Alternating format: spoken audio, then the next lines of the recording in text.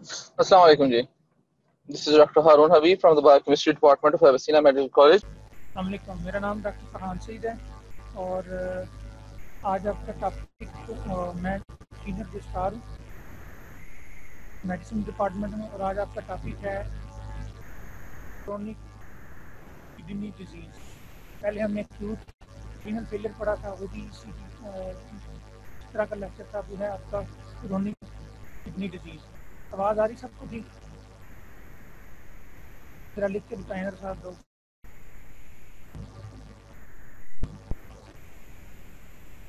चले हम आगे चलते हैं। ठीक है, आवाज़ आ रही?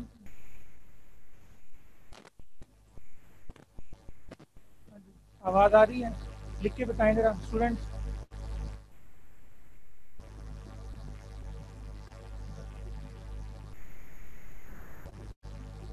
स्टूडेंट्स, आवाज़ आ रही है आपको?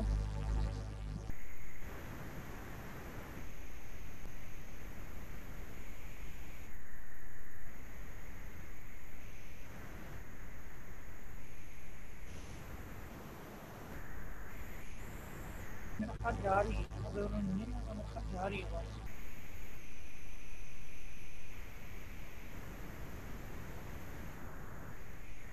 Definition: chronic kidney disease. Previously, it was termed chronic renal failure. Refers to an irreversible deterioration in renal function which usually develops over a period of years.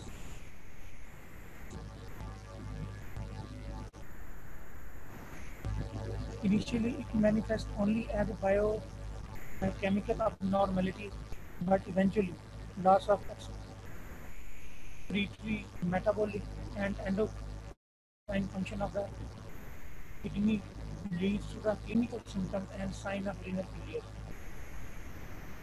collectively referred to as uremia. आवाज़ आ रही students? अच्छा जी, next हम चलते हैं। According to the National Kidney foundation.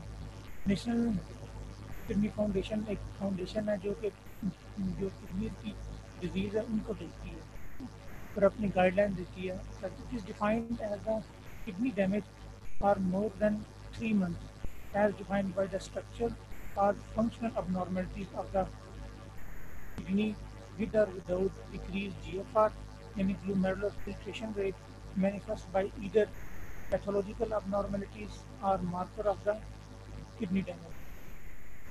So ये है कि GFR glomerular filtration rate less than 60 ml होना चाहिए, less than 60 ml per minute for more than 3 months with or without kidney damage।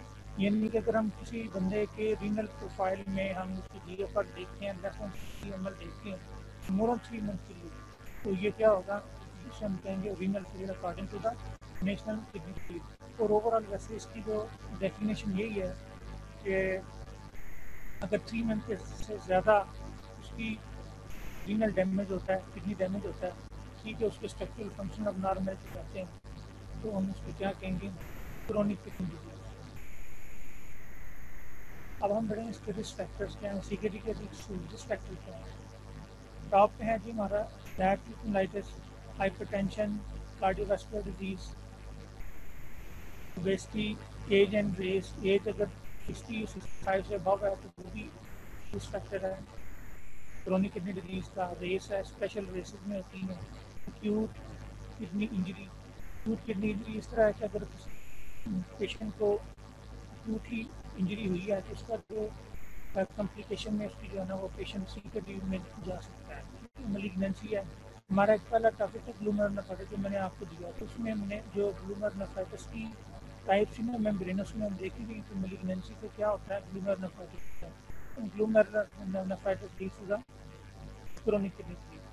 Family history of chronic kidney disease है, अगर किसी बंदे के फैमिली में रन हो रहा है क्रोनिक किडनी तो वो भी एक रिस्क फैक्टर है। किडनी स्टोन है, ठीक है, इन्फेक्शन लाइक हेपेटाइटिस बी, ये भी हमने वो ग्लूमर नेफ्राइटिस के टॉपिक में पढ़ा था। ऑटोइम्यून डिजीज़ हैं, नेफ्रोटॉक्सिस लाइक एनसेड है, अगर कोई बंदा एनसेड यानी कि non steroid anti inflammatory drug ले रहा है जैसे कि ब्रूफिन है, डिक्लोरान है, टोनस्टान, अगर लॉन्ग अरसे के लिए ले रहा है तो उससे भी आहिस्ता आहिस्ता रीनल डैमेज होता है और that leads to the chronic kidney disease. अब हम इसके आएंगे causes of the chronic kidney. पहले हम देखते रिस्क फैक्टर काजेज क्या हो सकते हैं। इस स्लाइड से पहले मैं आपको ये बताता हूँ कि काजेज में सबसे ज़्यादा जो टॉप पे है ना वो है आपके पास डायबिटीज, फिर हाइपरटेंशन आती है, उसके बाद बाकी चीज़ें हैं, ग्लूमेरुलोनेफ्राइटिस है, रीनल वेस्कुलर इंजरी है, जो भी है, ठीक है। अब इसमें प्राइमरी ग्लोमेरुलर डिजीज़ है, ग्लोमेरुलोनेफ्राइटिस हमने पढ़ा था, आईजीए नेफ्राइटिस है, पाइलोनेफ्राइटिस है, ठीक है। सिस्टेमिक डिजीज़ हैं जैसे मैंने पहले बताया, डायबिटीज मेलिटस, हाइपरटेंशन, ये दोनों मेन टॉप पे आती हैं क्रोनिक किडनी डिजीज़ की काजेज में। पोस्ट इन्फेक्शियस ग्लूमेरुलोनेफ्राइटिस हमने ये भी पढ़ा था, पोस्ट इन्फेक्शियस ग्लूमेरुलोनेफ्राइटिस में एसएलई हो गया, हेरिडेटरी नेफ्रोपैथी जैसे हेरिडेटरी नेफ्राइटिस है, पॉलीसिस्टिक किडनी डिजीज़ है, ठीक है। ये सब चीज़ें इनकी काजेज हैं। आगे vascular causes, large vessel disease such as bilateral renal artery stenosis. Renal artery stenosis का मतलब ये है कि जो रीनल आर्टरी है उसका र्यूमन जो है ना वो छोटा हो गया, स्टेनोज हो गया, ठीक है। उससे क्या जीएफआर डिक्रीज होगा, जीएफआर डिक्रीज होने से क्या होगा, क्रोनिक रीनल फेलियर डेवलप होगा। Small vessel disease such as ischemic nephropathy and vasculitis, ठीक है।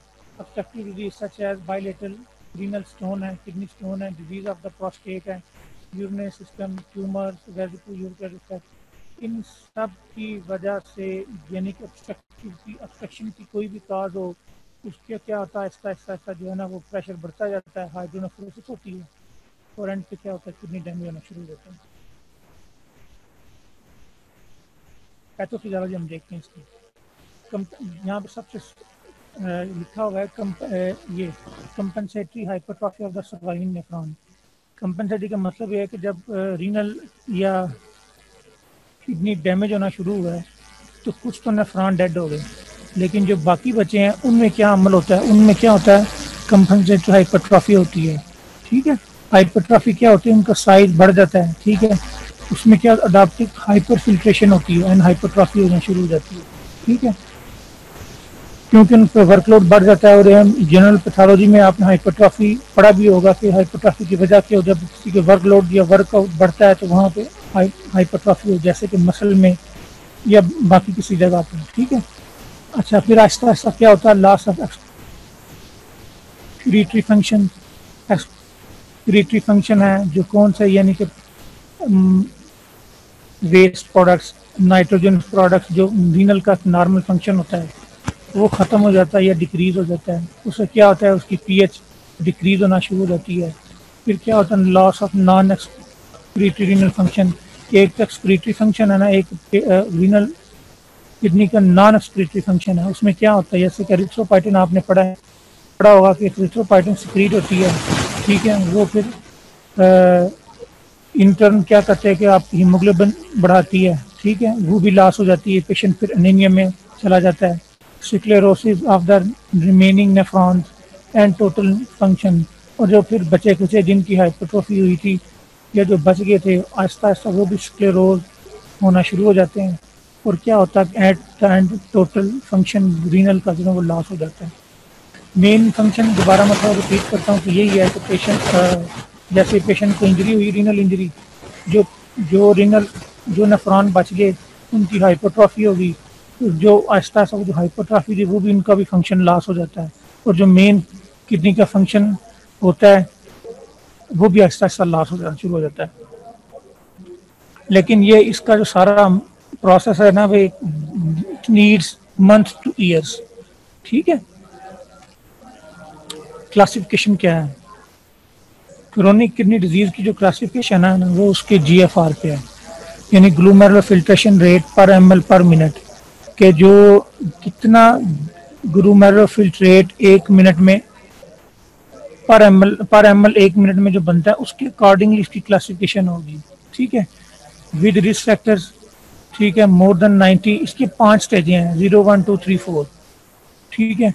0 स्टेज है, विद रिस्क फैक्टर है, अगर मोर देन 90 है तो स्टेज 0 है, ठीक है। स्टेज 1 क्या है, kidney damage with normal GFR more or equal to the 90, ठीक है। Stage 2 kidney damage with mild decrease. अभी आप ये आपके लेवल का नहीं है, लेकिन आपको एक स्लाइड बताना ज़रूरी थी कि आखिर इसकी क्लासिफिकेशन होती क्या है, लेकिन आपने अपने माइंड में ज़रूर रखनी है, ठीक है। स्टेज 3 पे मॉडरेट आ गई 30 to 59, 4 पे सीवियर आ गई 15 to 29 और 5 पे आ गया क्या, किडनी फेलियर आ गया, ठीक है। अच्छा जी, stage 5 CKD, stage 5 CKD is also called establish chronic kidney disease and is synonymous with the now outdated terms। यानी कि जो स्टेज 5 है ना, उसको हम एंड स्टेज रीनल डिजीज भी कह सकते हैं, ESRD, CKF भी कह सकते हैं, क्रोनिक किडनी फेलियर या क्रोनिक रीनल फेलियर, ये सारी उसकी सिनोनिम्स उसकी हैं। एंड स्टेज रीनल डिजीज में हम पढ़ेंगे, the term represents at a stage of CKD where the accumulation of toxin, fluid and electrolytes normally excreted by the kidney results in the uremic syndrome। ठीक है, कि इस stage में patient को uraemic syndrome develop हो जाता है, ठीक है। No more compensation, all other organ system will end up with some kind of dysfunction। This syndrome leads to a death unless the toxin are removed by the renal replacement therapy। अच्छा, अब ये है कि जब ये stage पहुंचती है ना, पीछे मैं लेके जाता हूँ, कि जब किडनी फेलियर हो जाता है लेस देन 50 पे 15 ml पर उसका GFR आ जाता है, फिर क्या होता है कि यूरेमिक सिंड्रोम डेवलप होता है। उसमें क्या होता है, फ्लूइड, टॉक्सिन, इलेक्ट्रोलाइट्स इम्बैलेंस सारा इकट्ठा हो जाता है। इसके सारे होने की वजह से बाकी ऑर्गन है ना, उनका भी फंक्शन जो है ना वो खराब होना शुरू हो जाता है, ठीक है। और अगर हम उसको रीनल रिप्लेसमेंट थेरापी पे नहीं लेके जाते, मतलब रीनल रिप्लेसमेंट थेरापी का मतलब ये है कि डायलिसिस हो, जैसे आप अपने कम्युनिटी में देखते हैं, या रीनल ट्रांसप्लांट हो, या एक आप उसको नया रीनल ट्रांसप्लांट कर दें।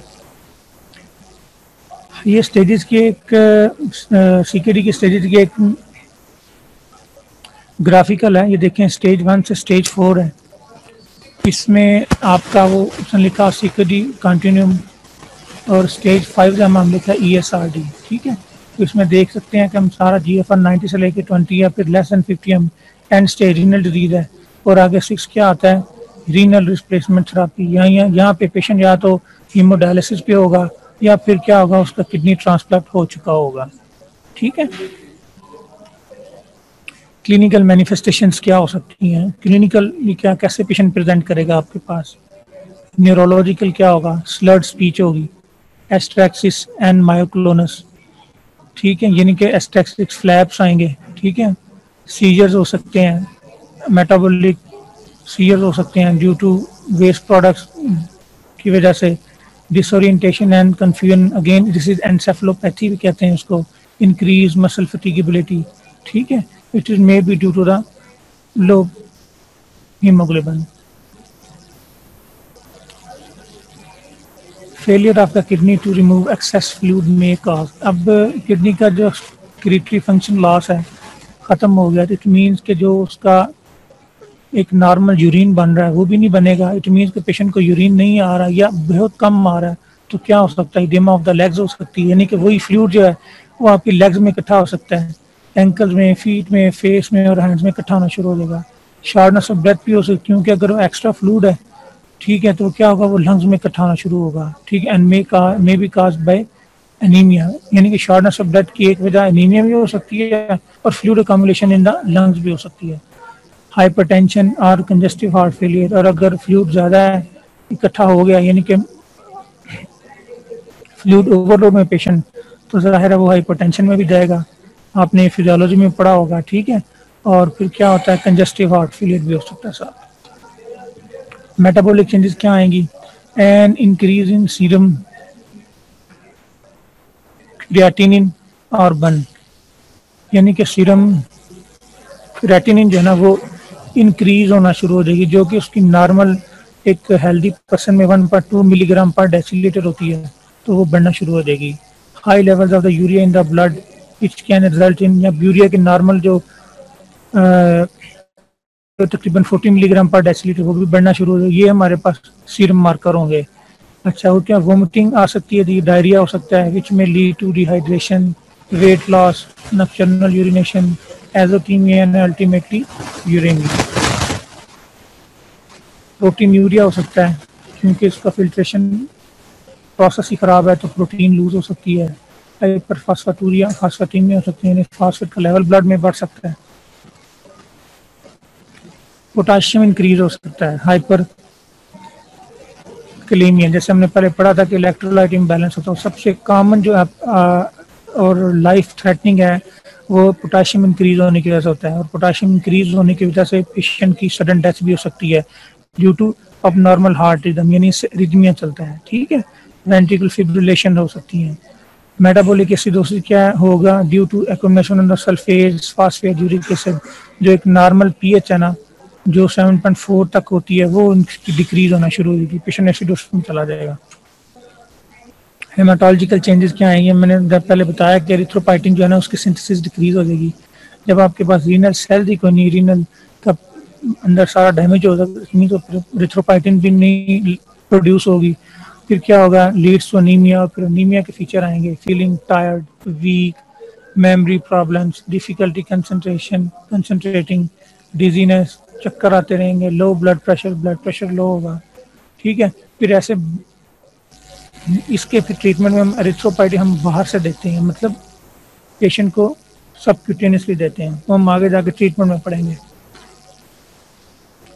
जीआईटी चेंजेस क्या आएंगी? एपिटाइट लॉस हो सकती है। ठीक है, बिटर मेटालिक और साल्टी टेस्ट आ सकता है इन द माउथ, फिशी और अमोनिया लाइक स्मेल आ सकती है इन द ब्रेथ। ठीक है, डिफिकल्टी स्लीपिंग, ठीक है, उसकी स्लीप डिस्टर्ब होगी। गैस्ट्राइटिस हो सकता है, ठीक है, जिसको हम यूरेमिक गैस्ट्राइटिस भी कहते हैं। कॉन्स्टिपेशन, वो इसलिए कि जो नॉर्मल उसकी इंटेस्टाइन की जो मोटिलिटी है वो भी डिक्रीज होती है, इसको आइलियस भी कहते हैं। कार्डियोवास्कुलर चेंजेस क्या आएंगी? अब ये है कि तकरीबन 50 to 60% जो डेथ है ना occurs due to cardiovascular complication of CKD, यानी कि सीकेडी के पेशेंट की जब डेथ होगी या जो भी है उसमें सबसे टॉप पे जो कार्डियोवास्कुलर कॉम्प्लिकेशन है, पेशेंट को क्या हुआ? हार्ट फेलियर हुआ, या अरिथमिया चला, या हाइपरटेंशन, इसकी वजह से पेशेंट जो है ना उसकी डेथ हो जाती है, सबसे कॉमन और मोस्ट कॉमन। ठीक है, हुआ क्या? हाइपरटेंशन डेवलप हो जाती है, लेफ्ट वेंट्रिकुलर हाइपरट्रॉफी हो जाती है, पेशेंट का हार्ट ऐसा फेल होना शुरू हो जाता है। इलेक्ट्रोलाइट इम्बैलेंस, जैसे मैंने पहले बताया कि पोटाशियम जैसे ही बढ़ेगा, पोटाशियम बढ़ भी जाए कम भी, दोनों ही सूरत में ये लीथल है। ठीक है, मायोकार्डियल कैल्सिफिकेशन है। ठीक है, रेस्पिरेटरी चेंजेस क्या आएंगी? इसमें आपके पास जैसे हमने पहले बताया कि फ्लूइड ओवरलोड होगा, तो क्या होगा? प्लूरल पल्मोनरी एडिमा होगा, यानी कि लंग्स में पानी इकट्ठा होना शुरू हो जाएगा। प्लूराइटिस है, ठीक है, यानी कि पेन हो सकती है। टेकिपनिया, वो ये गेन शॉर्टनेस सब बेहतर, इंक्रीज रेस्पिरेटरी रेट। जब पेशेंट का पल्मोनरी एडिमा होगा, लंग्स में पानी इकट्ठा होगा, तो डेफिनेटली उसका रेस्पिरेटरी रेट भी इंक्रीज होगा। एनीमिया, उसके साथ भी रेस्पिरेटरी रेट इंक्रीज हो सकता है हमारा। ठीक है, नेक्स्ट है कि हमारा डायग्नोसिस कैसे करेंगे सीकेडी के पेशेंट को। यूरिन टेस्ट सबसे पहले, जो सबसे कॉमन यूरिन एनालिसिस में हमने डिपस्टिक टेस्ट देखेंगे। ठीक है, डिपस्टिक टेस्ट में देखेंगे आरबीसी कितने हैं, डब्ल्यूबीसी, सारी उसकी कॉज एटियोलॉजी की तरफ देखेंगे। ठीक है, यूरिन एल्ब्यूमिन देख सकते हैं। ठीक है, और क्रिएटिनिन कितनी एक्सक्रीट कर रहा है वो हम देख सकें। और ये है कि 24 आवर यूरिन टेस्ट में ये है कि उसकी यूरिन में भी analyse by protein for protein and waste products, urea, nitrogen and creatinine की 24 आवर में हमने उसका एल्ब्यूमिन देखने के कितनी एल्ब्यूमिन या प्रोटीन वो लूज कर रहा है पेशेंट। ग्लूमेरुलर फिल्ट्रेशन रेट क्या है, kidney disease progress, GFR falls. ठीक है, और जीएफआर भी हम देखेंगे। ब्लड टेस्ट में क्या देखेंगे? Creatinine and urea in the blood. ठीक है, ये देखें, जैसे मैंने पहले बताया कि इनकी नॉर्मल वैल्यू जो है वो उससे रेज हुई होगी। Electrolyte levels and acid base balance, electrolyte again potassium most commonly increase होता है, जब एसिडोसिस होती है साथ ही पोटाशियम इंक्रीज होना शुरू हो जाता है। And acid base balance, in patient acidosis में जाएगा। ब्लड सेल काउंट्स देखेंगे। ठीक है, उसमें पेशेंट को इन्फेक्शन की वजह से तो नहीं हुआ, रीनल फेलियर जैसे पायलोनेफ्राइटिस है या और डिजीज है वो हम देखेंगे। एरिथ्रोपाइटिन देखेंगे। ठीक है, उसमें हम देखेंगे एचबी कितना है, जो भी एरिथ्रोपाइटिन का फिर लेवल देखेंगे। अदर टेस्ट में क्या abdominal अल्ट्रासाउंड हैं. Kidney with CKD are usually smaller, less than 9 than normal kidney. यानी कि नॉर्मली जो किडनी का साइज तकरीबन 12 सेंटीमीटर होता है, 10 to 12 कर लें, लेकिन क्रोनिक किडनी डिजीज में जो इसका साइज है वो श्रिंक हो जाता है, लेस देन 9 सेंटीमीटर तकरीबन होगा. और ये एक बड़ी पैथोलॉजिकल फाइंडिंग होती है कि जैसे आप किसी पेशेंट में कर रहे हैं सस्पेक्ट क्रोनिक किडनी डिजीज, तो आपको उसका अल्ट्रासाउंड से आपका जो है ना उसका रीनल का साइज देखना पड़ेगा. खैर अदर और भी चीज़ देखते हैं, यानी कि वो कार्टिको मेडुलरी डिफरेंशिएशन देखते हैं, मींस की जो कार्टेक्स और मेडुला की डिफरेंशिएशन है वो लॉस हुई है कि नहीं, वो अमूमन इसमें लॉस हो जाती है. रीनल बायोप्सी करके देखेंगे अगेन फॉर द कॉज, यानी कि ये कॉज की क्या वजह, डायबिटीज है या ग्लूमेरुलनेफ्राइटिस में भी हम देखते हैं कि कौन सी ग्लूमेरुलनेफ्राइटिस हो रहा है. अब्डोमिनल MRI ठीक है, और CT स्कैन भी करके देखेंगे और रीनल स्कैन भी करके देखेंगे. Goals of the treatment to preserve renal function, सबसे पहला हमारा गोल है मैनेजमेंट में, ठीक है, to preserve renal function, to delay the need for dialysis और transplantation as long as feasible. Means के एक तो आपने जितना उसका फंक्शन ख़राब हो गया उसको वहाँ पे रोक देना है, यानी कि उसमें मज़ीद डिटेरिएट नहीं होने देना. ये हमारा गोल होता है ट्रीटमेंट का, क्योंकि जो चीज़ डैमेज होगी वो रिवर्ट नहीं हो सकती, ठीक है. अगर रिवर्ट होगी तो वो ज़ाहिर है AKI होगा, एक्यूट किडनी इंजरी होगी. क्रोनिक किडनी इंजरी में जो हमने पहले उसकी डेफिनेशन में पढ़ा इरिवर्सिबल है डिटेरिएशन, तो इसका मतलब फिर ये है कि जितनी इसकी डैमेज हुआ है उसको हम वहाँ पे रोक लें. This is our main goal. Next अगर और उससे और to delay the need for dialysis की, और उससे ये है कि कोशिश हमारी हो कि उसका एज सून जो है ना उसका जो डायलिसिस ना स्टार्ट हो, ठीक है, जितना डिले हो सके हो जाए. क्योंकि वंस अगर डायलिसिस पे गया तो अक्सर क्या होता है फिर वो डायलिसिस पे रहते हैं, क्योंकि रीनल ये रिप्लेसमेंट थेरेपी है, नहीं तो फिर क्या है ट्रांसप्लांटेशन है. इसमें यह है कि जितनी लेट हो सके ये हो जाए, ठीक है. To alleviate extra renal manifestation as much as possible, हम आगे देखेंगे, ठीक है. To improve body chemistry values, to provide an optimal quality of the life for the client and significant others, ठीक है. अच्छा, preserve renal function and delay dialysis, इसमें हमारा ट्रीटमेंट क्या होगा. एंटी हाइपरटेंसिव ड्रग्स, हमने पहले पढ़ा है कि हाइपरटेंशन और डायबिटीज जो है ना ये सबसे कॉमन और टॉप पे जो है ना CKD की काज़ेज़ है. और अगर किसी बंदे का वैसे भी हाइपरटेंशन रहती है तो आहिस्ता आहिस्ता क्या होगा कि उसको रीनल डैमेज होना शुरू हो जाएगा. इसलिए हमने करना क्या है कि उसका ब्लड प्रेशर कंट्रोल किया जाए, ठीक है. 130/80 हमने उसका रखना है. और अगर किसी पेशेंट को रीनल डैमेज आया तो उसके साथ जो सबसे बेस्ट ड्रग्स हैं that is ACE inhibitor, angiotensin converting enzyme inhibitors और एंजियोटेंशन रिसेप्टर ब्लॉकर ARBs, ठीक है. ये हमारी हाइपरटेंशन की मैनेजमेंट हो, कंट्रोल करना ही करना BP, अदरवाइज रीनल डैमेज हो जाएगा. कार्डियोवास्कुलर एजेंट्स में क्या डायूरेटिक्स दे सकते हैं, आइनोट्रोपिक एजेंट्स, मतलब पेशेंट को इडेमा हो, फ्लूइड ओवरलोड, हम डायूरेटिक्स देंगे, ठीक है. और आइनोट्रोपिक एजेंट्स अगर पेशेंट हार्ट फेलियर में तो उस वक्त देंगे. एंटासिड्स हैं, उसमें फास्फोरस बाइंडिंग, यानी कि फास्फोरस बढ़ गया तो उसको एंटासिड के थ्रू हम बाइंड करके गट से निकाल देते हैं, ठीक है. मेटाबॉलिक एसिडोसिस, सोडियम बाइकार्बोनेट देते हैं, ठीक है, उससे भी एसिडोसिस कंट्रोल होती है. और एनीमिया डेफिनेटली होगा ही होगा तो उसको हम एरिथ्रोपाइटिन देते हैं, ये सब क्यूटेनियसली देते हैं. इसकी खास डोज है जो हम वीकली भी देते हैं और वीक में 2 दफ़ा भी देते हैं. और control of blood glucose, again अगर पेशेंट को डायबिटीज़ है तो उसकी ब्लड शुगर जो है ना वो हम नॉर्मल रखेंगे ही रखेंगे, अगर नहीं तो वो भी आहिस्ता आहिस्ता जो है ना वो डायबिटिक नेफ्रोपैथी मीन्स के आहिस्ता आहिस्ता रीनल डैमेज होना शुरू हो जाएगा. ये हमारे गोल हैं, ठीक है. आगे जी, एलिविएट एक्स्ट्रा रीनल मैनिफेस्टेशन, यानी कि रीनल डैमेज होने की वजह से, किडनी डैमेज होने, फेलियर होने की वजह से जो और क्या मैनिफेस्टेशन आ रही है. हमने अपन न्यूरोलॉजी में पढ़ा था कि सीयर्स आ सकते हैं, मीन फिट्स पड़ सकते हैं, ठीक है. इसको हम कहते हैं यूरेमिक्स फिट्स या यूरेमिक सीयर भी कह सकते हैं। उसके लिए एंटी सीयर एजेंट्स देंगे हम। और हाइपर पैराथायराइडिज्म डेवलप हो जाता है क्योंकि कैल्शियम आहिस्ता आहिस्ता लो होती है, फिर उससे क्या होता है कि पैराथायराइड ग्लैंड हाइपरट्रॉफिड हो जाते हैं और पैराथायराइडेक्टमी उसका फिर ट्रीटमेंट है।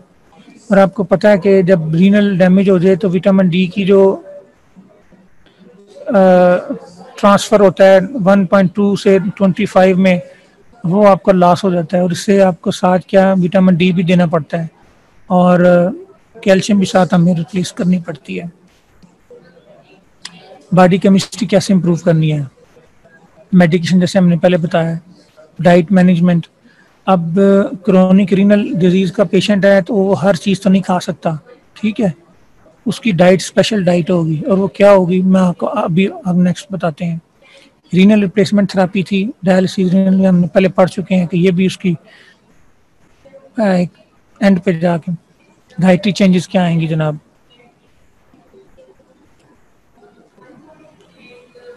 प्रोटीन रिस्ट्रिक्शन है, डिक्रीजिंग प्रोटीन इनटेक, ठीक है, प्रोटीन की जो है ना वो हमने लो लेके जानी है। Decreasing protein intake may slow the progression of chronic kidney disease, allowed protein of high biological value, ठीक है। साल्ट रिस्ट्रिक्ट करना है, तकरीबन 4 to 6 ग्राम पर डे आपने बस उसका साल्ट रखना है। इससे क्या होगा कि हाइपरटेंशन भी नहीं होगी और फ्लूइड ओवरलोड भी नहीं होगा, ठीक है। रिस्ट्रिक्ट फ्लूइड इनटेक, तकरीबन आपने 1 लीटर तक उसको फ्लूइड देना है, ठीक है। पोटाशियम रिस्ट्रिक्शन हम पहले पढ़ चुके हैं, हाई लेवल ऑफ पोटाशियम, ठीक है। High level of potassium can cause abnormal heart rhythm, यानी कि रिदमिया करता है। Example of food high in potassium include bananas, orange, nuts and potatoes, ठीक है, ये हमने नहीं देने हैं, ठीक है। फास्फोरस रिस्ट्रिक्शन करनी है क्योंकि हाइपरफास्फेटेमिया होता है। Decreasing phosphorus intake is recommended to protect bones. अब वो किन में होगी, एग्स में, बीन्स में, कोला ड्रिंक्स में, कोई भी जो ड्रिंक्स है ना, और इवन जूसेस जो हैं वो भी आप नहीं देंगे। एंड जूसेस मतलब ये जो सिंथेटिक बाहर से मिलते हैं। And dairy products are example of food high in phosphorus. High calorie diet है, विटामिन सप्लीमेंट्स हैं, ठीक है। थैंक यू जी, उम्मीद है कि इंशाल्लाह, उम्मीद तो है आपको समझ आई होगी। अगर किसी का कोई क्वेश्चन है तो प्लीज़ बता दें।